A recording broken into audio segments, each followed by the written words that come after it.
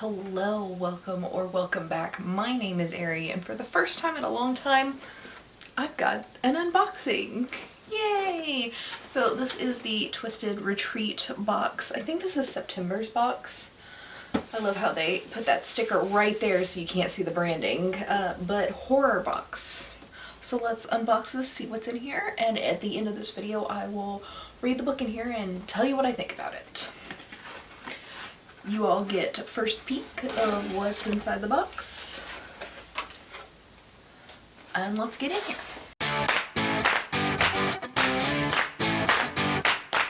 Right on top we have some tchotchkes. I've got a ghosty sticker. Very spooky. This is the spoiler card, so I'm not going to read that. I've got another sticker that says, "We all create stories to protect ourselves, House of Leaves." Okay, I was like, that kind of looks like the House of Leaves, because it is. And then I got a tarot card that's really just a business card. And the wooden items that were supposed to be in this box were taken by US Customs and they didn't make it in time. Let's start with this thing. It is vacuum sealed. Fortunately, I've got some scissors right here and we can open this baby right on up. It seems to be a blanket. Camp Crystal Lake, which is funny because I am wearing a Camp Crystal Lake t-shirt. I did not plan that. I had no idea this was in here. I'm not sure what this is. I thought it was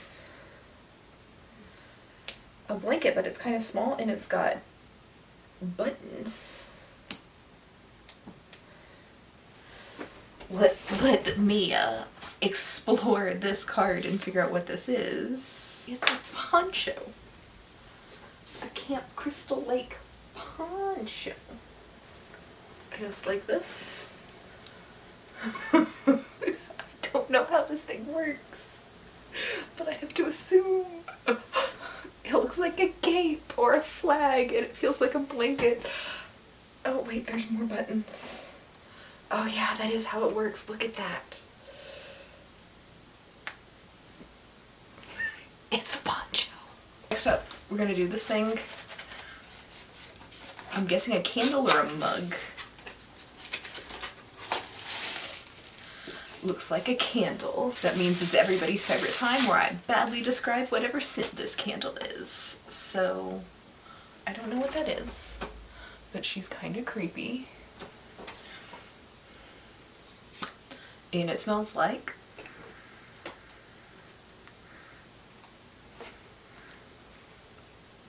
pumpkin spice. I think it's pumpkin spice. I think that would make sense. Let's find out again with the spoiler card.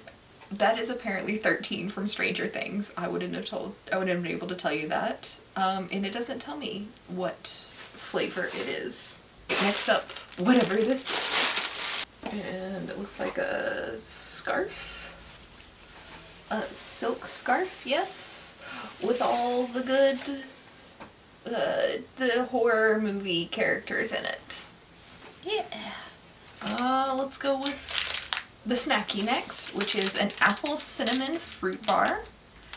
It tastes like a piece of pie. Normally I eat these, but I don't want this. I'm not hungry. I just ate dinner. So you're just gonna have to live your life not knowing what this tastes like. Next up I have this is the Vampiric Veil. It repels vampires and mosquitoes. So it's like mosquito oil. Ew, it's gonna repel me too. That smells gross. It smells like a citronella candle, which who would have thought?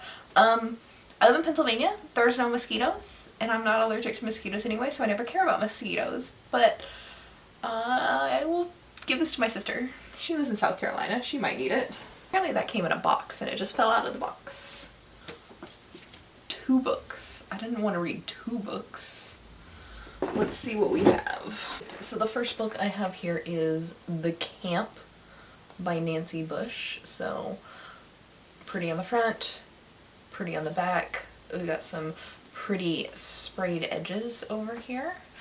The in pages, not so pretty, but I guess the campfire is fitting. And the synopsis, I will read to you right now because I've never heard of this book. There are always stories told around the fire at summer camp. Tall tales about gruesome murders and unhinged killers concocted to scare new arrivals and lend an extra jolt of excitement to those hormone-charged nights. At Camp Luftschock, nicknamed Camp Love Shack for obvious reasons, there are stories about a creeping fog that brings death with it. But here, they're not just campfire tales, here the stories are real. 20 years ago, a girl's body was found on a ledge above the lake, arms crossed over her heart. Some said it was part of a suicide pact connected to the nearby Haven commune. Brooke, Rona, and Wendy were among the teenagers at camp that summer, looking for fun and sun, sex, and adventure. They've never breathed a word about what really happened or about the night their friendship shattered. Now the camp, renamed Camp Fog Lake, has reopened for a new generation, and many of those who were there on that long ago night are returning for an alumni weekend. But something is stirring at the lake again. As fall rolls in, evil comes with it. Those stories were a warning, and they didn't listen. And the only question is who will live long enough to regret it. Interesting. We'll definitely be reading this. It sounds like Friday the 13th, which we're getting a lot of Friday the 13th stuff in here, and I'm not mad. Obviously, I like Friday the 13th. Let's see what's in the other book, which is, I can't tell if this is Suburban 13 Monsters, 13 Suburban Monsters, or just Suburban Monsters, and the 13's random, because the story's on the back too. Again, pretty cover. 13 on the back as well. And then it says Suburban Monsters on either end, and then some more pretty sprayed edges. The inside papers on this one are a lot prettier than the last book. This is Suburban Monsters, so the 13 is random. Suburban Monsters by Christopher Hawkins. The house at the end of the block with the overgrown lawn, the darkened store window in a forgotten corner of the shopping mall, the colorful characters of a children's TV show. What dark secrets do they hide? From award-winning author Christopher Hawkins comes 13 tales of the horror lurking right next door. So, short story collection explains the 13. It's also signed, apparently. I bet the other book is signed too, and I just didn't notice. So, short story collection for this one called Suburban Monsters. That's everything in this box. Stay tuned. In just a few seconds, I'm going to switch over to me in different clothes and stuff, and I'll talk about those books. Continuing my really, really poor streak of enjoyment for books out of this book box, I have The Camp by Nancy Bush. This is objectively just a really, really poorly written story. It's advertised, like this book, the whole box was advertised as inspired by Friday the 13th. So you would assume this is a slasher, right? I mean, that's what I assumed. That is like a Camp Crystal Lake inspired slasher.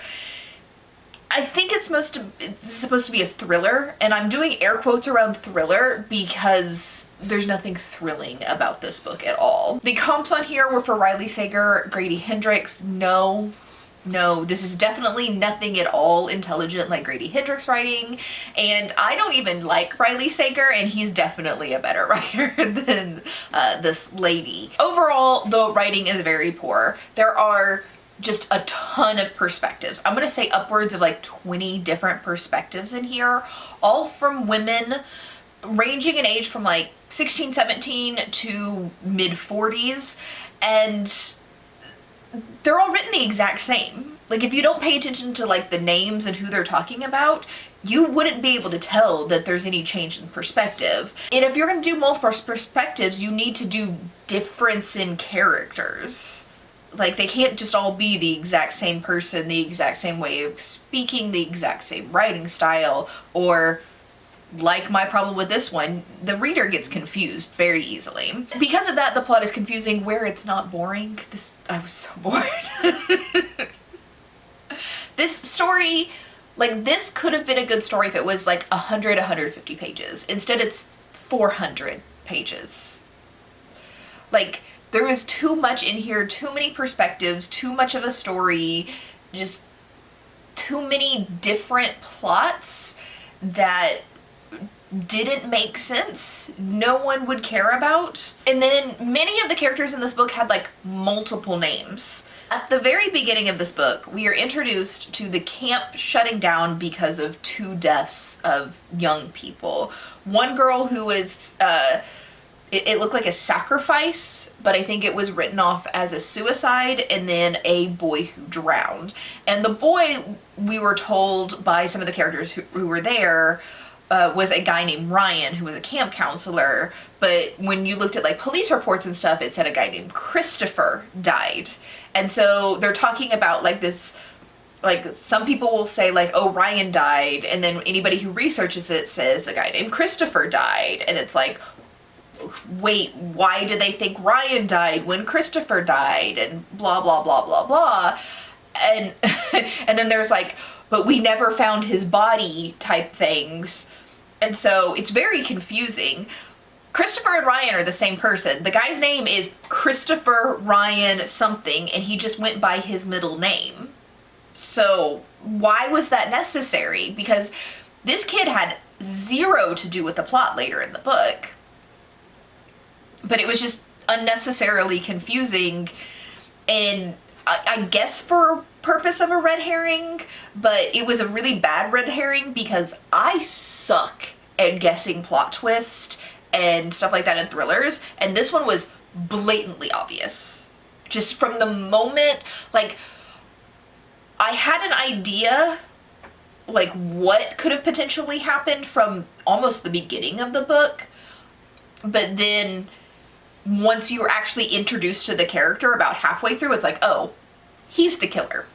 The final thing in here that was kind of really icky is one of the older women in this book was a camp counselor from like the 20 years ago before the camp shut down the first time scenario, and she was presented as like disabled because somebody had attacked her after the camp and like caused permanent brain damage, right? So her disability was used as just like suspense. It's like she can't tell her story because she's brain damaged.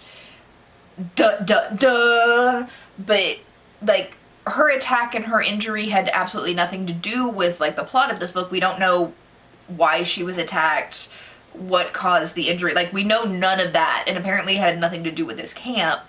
But just the fact that they used this disabled character, or just the fact that the author used this disabled character for no other purpose than to have suspense, and the disability wasn't written very well. It was just all around like icky. I'm torn between a 1 and 2. Like I really, really dislike it, and it probably deserves a 1, but usually I reserve 1 stars for like immensely problematic books, and I don't think this is it's got problematic content, but I don't think it's immensely problematic. So I put it as a 2, but it's really bad, and I definitely don't recommend anybody read this. Like there's better thrillers out there. I don't even like thrillers, and there's better thrillers out there, and it's not the slasher that you would think it was based off of the description of the book. So all around awful. I hated it. Thanks but no thanks. Which leads us to the other book that came in here, and I can't work up the effort to read this right now. Like I don't want to read this. I understand it's a different author. I understand this is short stories, has nothing at all to do with that book, but I have literally hated every single book that I have gotten in this book box ever. And I'm just not excited to read this because of that. So yeah, so this one, I'm just not gonna read it. I might read it later, I'll put it on my shelves, but I'm not feeling it right now. That's that book box. I really like the content of this box, but I'm just obviously struggling with the books. So I'm gonna keep this one for probably through the end of the year, probably through December, see if I can find at least 1 book that is decent in this book box. And if I can't, then I'm just gonna cancel it for forever. But I'm going to give this a chance.